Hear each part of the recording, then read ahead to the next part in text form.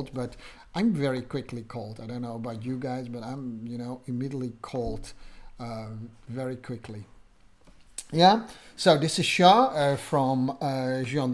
So I'm talking about Jean coaching, and on the podcast, I'm talking about my podcast Thrive and Not Survive After Child Abuse. So, like I said, it's kind of a triple kind of recording. I'll try that today, and maybe later on I'll tell you why that is. But the topic of today, it is sales. Yeah, you would say, wow, that Jean, that doesn't really fit in your normal topics about, mental strength and motivation and all that kind of stuff. But here's the thing, right?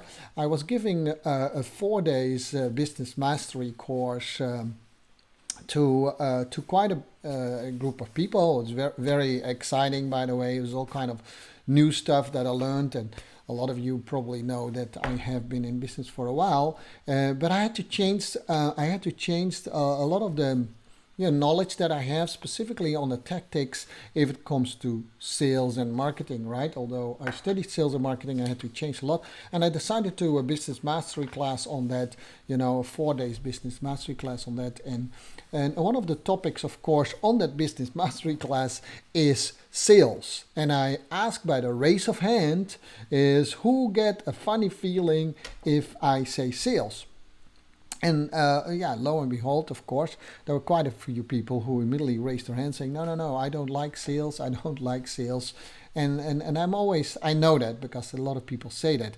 But specifically, if you are in business or you want to be in business and you don't like sales, you actually have a problem, right? Now, don't think that I'm going to give you a business talk here because that's not what the purpose is of my Instagram live, right? It's always spiritual, motivational, inspirational. So here's the thing, right? But I do a little bit, just so forgive me a little bit to go a little bit in the business side of things. And so, but I'll make the connection. I promise you, I even make the connection with overcoming child abuse. So. Yeah, quite a task. As always, I try to answer questions on Instagram Live, questions of the listeners that I get during the week. And one of the questions that I had today is, why does sales always feel so funny? And maybe it shouldn't be, right? And I'm telling you this because I was coaching someone who has a really beautiful cause and a non-profit organization. And I told her that she had to learn how to sell. And she said, no, I'm not a salesperson, Shah. I don't want to sell. I think sell is something bad. And sales is not something bad at all, right? So at least that's my belief, right? So let's go into that. So this woman, mind you, has a non-profit organization. Let me translate it a little bit to myself, right? Because I do have a non-profit organization too. It's called A Dancers Movement to Stop Sexual Abuse. A Dancers Movement to Stop Sexual Abuse. And how can that be related in any way to sales? Yeah. So to do that, we typically have to also first have some sort of a definition what we talk about, right? If you are a teacher and you want to teach a concept, it's always good to have at least a definition that you are talking about, in this case, me. Yeah, does that make sense? So to do that, let's make a nice order. I tell you first what marketing is, and then I tell you what sales is, and then tell you the next step, and then we talk about the middle part, sales. Is that good for you?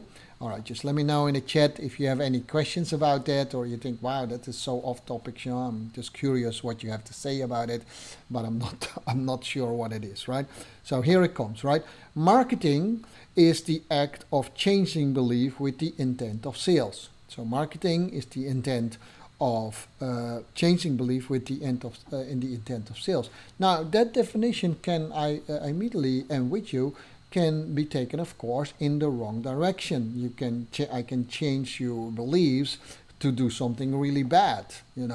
It's always the intent behind it that makes an action. That defines what the action could be. That doesn't mean that the result of the action could be bad because you did it wrong, but the intent of the action of changing beliefs in this case is for a good cause, is not to manipulate, right? The art of marketing and sales can easily be misused, but that is true for any art that we do in the world, right? For anything that we learn in the world, right? There is the art of manipulation or the art of persuasion, sorry, and that could easily be used to manipulate people. But that's not the point, right? The point is that we don't do that to manipulate. That it happens a lot, I'm totally with you, right? But this is where it comes down to, right? So that's one thing. So marketing is the act of changing belief with the intent of sales. And now it comes to the point that we're talking about is sales is presenting an offer and overcoming objections. So I'm offering you now a concept, and you might have objections saying, yeah, I don't believe you yet. Okay, that's cool. I maybe need to go back to my marketing and change your beliefs first, right? Okay, let's see if I'm capable of that. And then last but not least is just to make the story complete is when you're in the process of sales, and if you're a salesperson, you recognize this, you have to come to a close with your client or the person who you try to sell something to. So closing is finding the logic reasons why the other person should act now, right? We often as a salesperson ask, what are your objections? Can I help you, to make sure that you make a decision today because it will be good for you. Okay, so that is the context of today. Yeah. And but a lot of people who react to us saying, hey, salespeople, that is bad, don't even realize that we are actually selling the whole day and every day. We are selling the whole day and every day, right? Every time when I try to convince someone to do for me, I'm actually selling you, right? I'm actually selling you.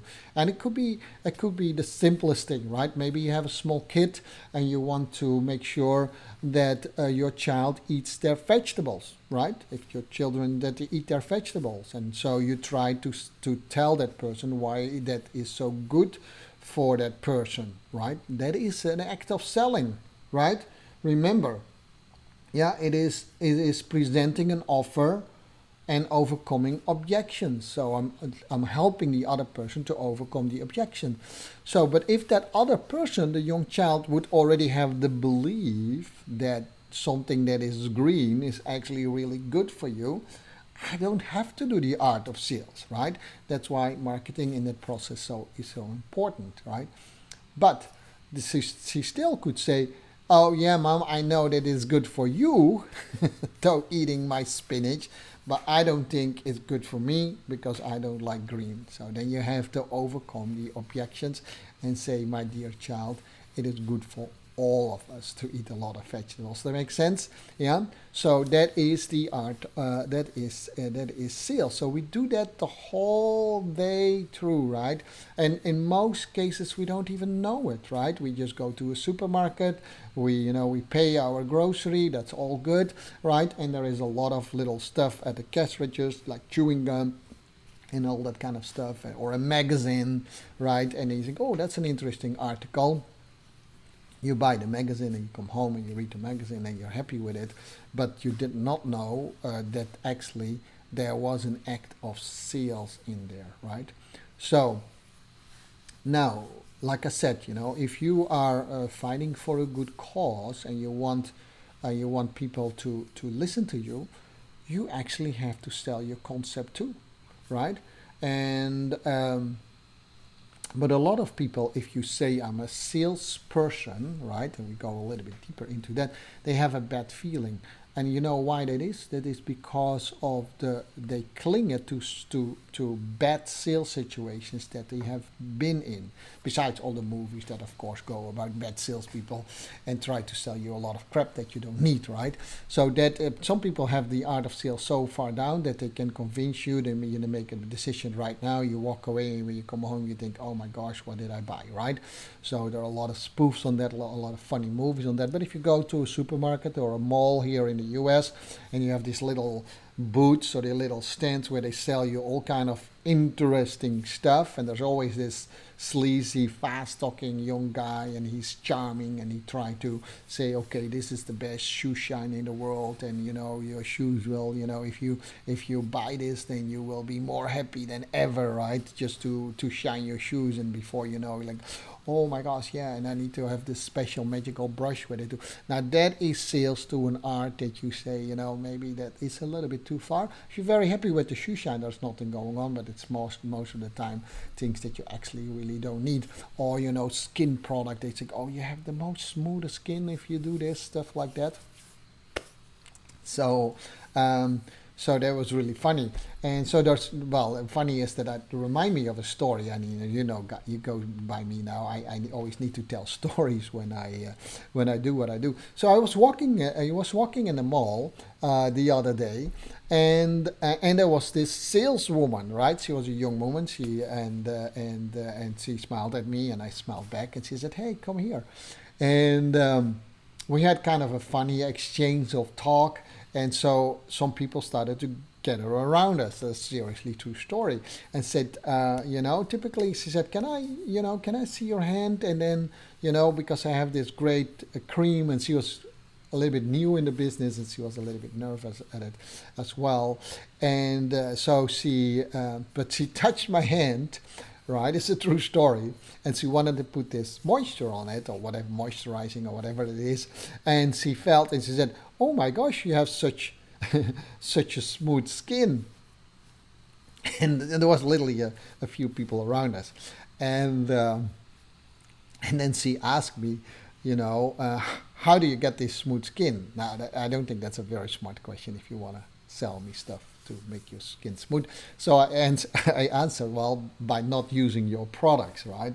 Everyone had a laugh. She had a laugh too, right? They said, can I try it anyhow on you? And she said, yeah, sure.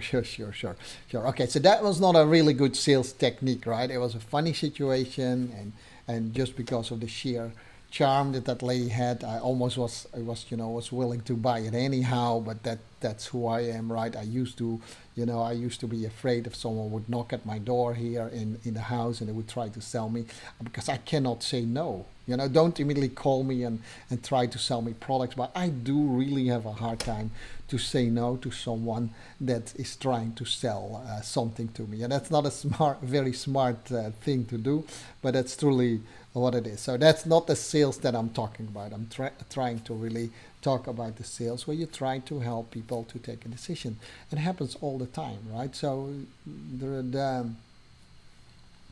the elections are going on in the United States, or at least we're ramping up to the elections, right? Voting will be officially in November 3, but due to COVID and other situations, we have a long period of pre-voting, right? So I already voted, and every night there are debates on television. And then 2 days ago there was Biden debating with Trump.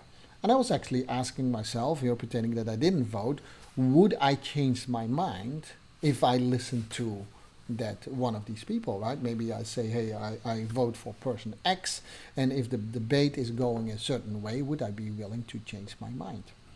Now, and if I do, I basically am sold, I'm sold to the other person's ID, right? So that is an act of selling as well. And I just might believe that there's a lot of things of new concept that we at first did not know, and that we start to understand now, and then we say, hey, I buy into that concept. If people pick on a certain, I don't know, you take on a certain membership, maybe you didn't live so healthy and you feel that you have to exercise, right? Then you are sold on the idea that you have to do exercise. If you feel that you have overweight, and then you have to then you are sold on the idea that you have to take a diet. And people misuse that. I totally agree. People misuse that because they know that you have a need to, let's say, lose weight. So you are very open. You open your mind to get an offer without really thinking about it. But that's exactly not what I want. If you are a good salesperson, you actually always give every in and out of your offer, right? If you're a good salesperson. But the art of doing that is really important. So let me now go back to my own non-profit organization, which is a dancers movement to stop sexual abuse. Now, everyone immediately would agree with me, by the way, that I talked to, saying, oh my gosh, yeah, that is such a good cause, Sean, that you have, a non-profit organization to stop sexual abuse. But the remarkable thing is, if then when I started this non-profit organization just a few years ago, I thought, okay, that is an easy way because I have a really good cause and everyone believes in my cause. They know that I'm a dancer and it's really sound and cool name, right? A dancers movement to stop sexual abuse. I also wrote a book about it, so everyone would believe it, everyone would donate, and I would change the world on it. That's what I thought. And for a long time, that was my sales pitch. And no one bought it. I mean, they said, yeah, sure, you're really good. And we really like to support one. But I think I got $10 in gifts. And I thought, what's wrong with me, right? What is wrong with that thing? And it took me a while, guys, just listen to this. It took me a while to understand that my sales technique was not good at it. And now I'm trying to actually to help other business people to understand that process, specifically if they're in a non-profit section, that they have to learn the art of sales. We just don't like to hear that, but that doesn't mean that it is not true, right? And because they think so. Sales is nothing else. I was meditating about it this morning, is asking someone to do a little bit more an uncomfortable action. Right? So if I ask you, and I'm not doing that right now, so don't hang up immediately, right? Don't be, I see a lot of my Dutch friends are online, so don't be immediately Dutch. The moment that I say, I'm going to ask you for a donation, don't immediately go away and hang up. This is just for the reason of the talk. You don't have to give me anything, by the way, right? So, I mean, if you want to, you can, right? So, but it is actually the asking the other person to come into action and do something that they believe is good. And if they don't believe it, they won't do it, no matter how good it is, right? That is what we as salespeople need to understand. Sometimes we get frustrated about that.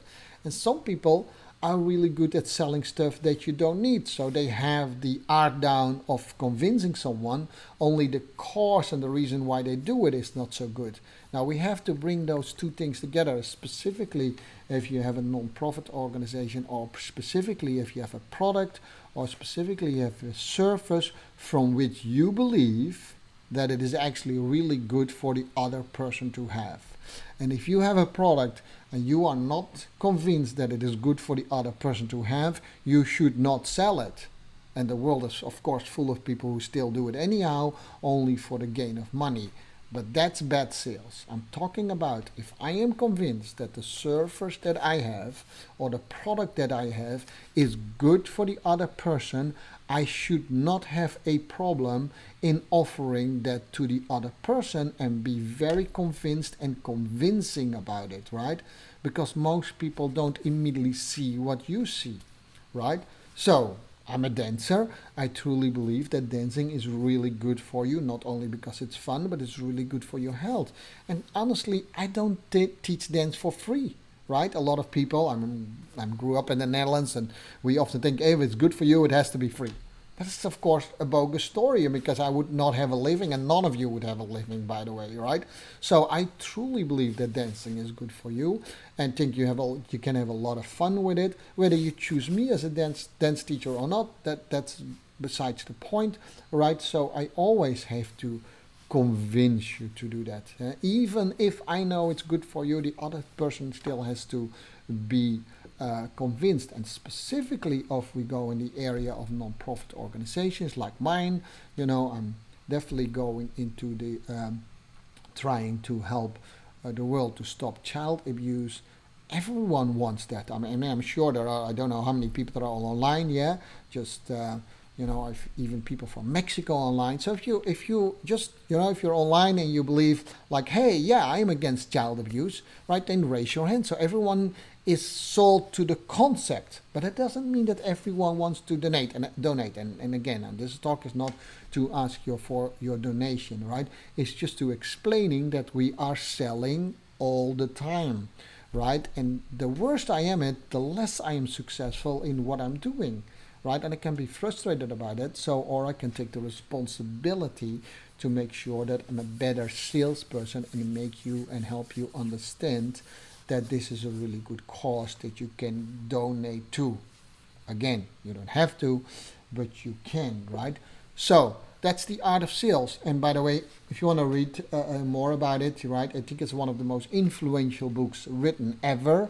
It was written in 19. It was published in 1968 by a guy called Mandino, and it's called The Greatest Salesman. And he's writing about this person Hafid, and Hafid has to learn that.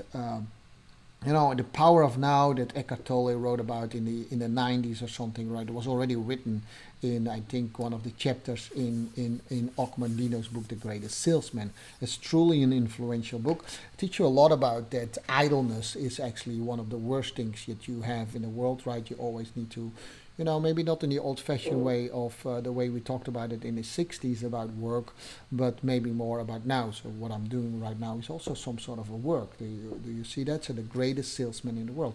Now, that was singular, the greatest salesman in the world. But to close it down, I was looking through when I was thinking about this, saying, okay, who are actually really great salesmen in the world that we don't immediately recognize as salespeople?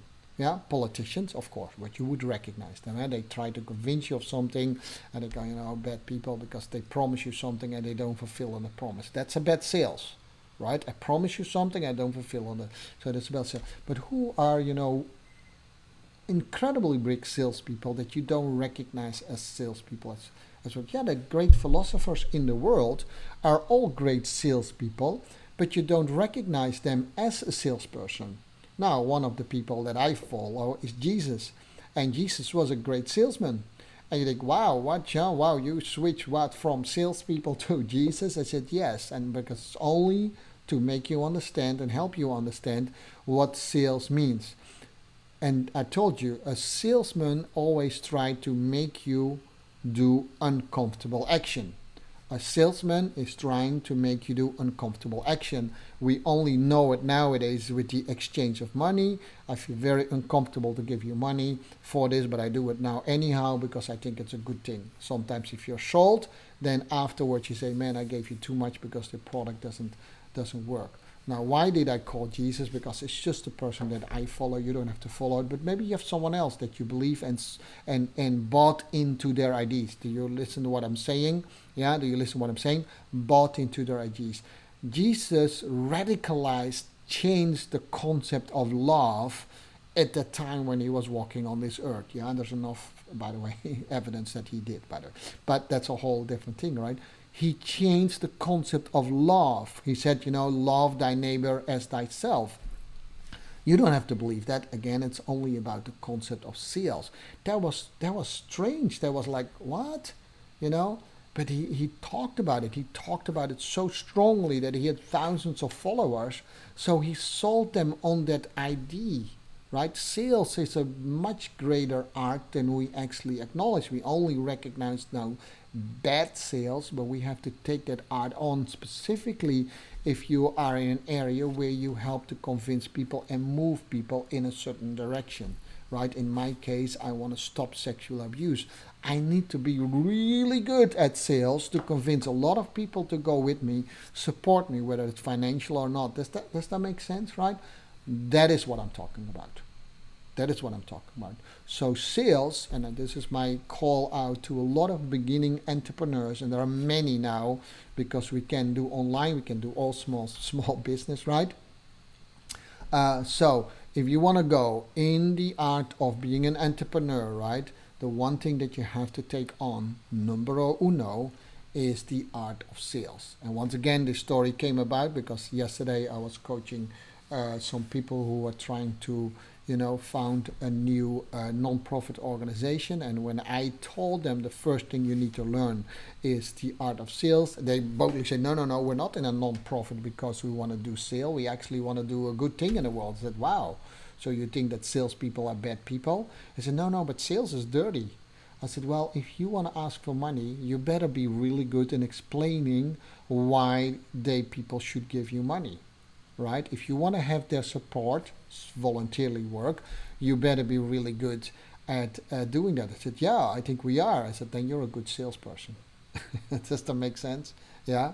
So anything that you are convinced of, and it's not to manipulate some people in your idea, but to present the ID that you stand for. It's not to say, hey, if you don't believe me, I don't like you. It's just to present the ID. I truly believe that we have to put a stop after all these years, right, to child abuse. I truly believe that we have 600,000 new victims every year only in Europe and the US alone. 600,000. Do you know how many that is, guys? That is 1,440 every day. Every minute that I talk to you, we have a new victim. Think about that, right? It's a shame that I actually have to be a good salesperson to convince people to be behind me or anyone who is fighting this cause, but I have to. I can complain about it, right? I can complain about it or just do the work. So I decided just do the work, right? Because I cannot complain. Maybe you're busy with other things. Maybe you're busy with other things that you think are important, right? And so there was a while that I was angry at the whole world that no one could see how bad the situation is, and how many of my friends and very close friends are very affected by this thing in the world. Does that make sense? So I was angry about it, but no one wants to listen to an angry person. Right? I was angry about it, saying, hey guys, you should support me because I'm angry and you need to stop all this child abuse. No, no one is listening. They listen to you, but they don't support you. They have to be convinced that I am a good spokesperson for that person. So I did a few things. I wrote a book about it, became a bestseller. That helped a lot. Yet I'm training myself to be a much better salesperson than I was. And I was a pretty good salesperson, by the way, for commercial products. But now I'm doing it slightly different. Does that make sense? Yeah, I hope that makes a lot of sense because I'm going to ask you for support, only not in this Instagram live or on my podcast Thrive, Not Survive After Child Abuse. I'm doing some sort of a double broadcast today, right? I'm on Instagram live and at the same time I am on my podcast. I thank you so very much for always spending time with me on a Saturday morning here at 10 o'clock in Dallas and about 5 o'clock in the Netherlands, and those are the two countries that often listen to me. I see some Mexican friends are with me online, but they most of the time are in the same time zone as I am. So thank you very much for listening to me. This was maybe a different topic as it looks like to beginning, which why is sales so important in life. Sales is important in life for many things, right? It can be misused, as everything can be misused in life, right? But it can actually be put to a really good cause as well. Yeah? All right. Yeah, this was Shah at Instagram Live. Follow me on Facebook if you want to. Follow my new podcast, Thrive Not Survive, to stop child abuse. Thank you very much always for your attention. Hope to see you next week with a new topic. If you have a question to me at Instagram Live, I always try to answer questions of my listeners, right? If not, then follow me on Tuesday. I have a kind of a nice group always coming together on Tuesday on Instagram Live. And nowadays you can actually always follow me. By the way, if that's not enough, I don't know what it is, right? On my daily podcast, Thrive Not Survive After Child Abuse. This was Shah. Thank you so much. Have a great weekend. Bye-bye.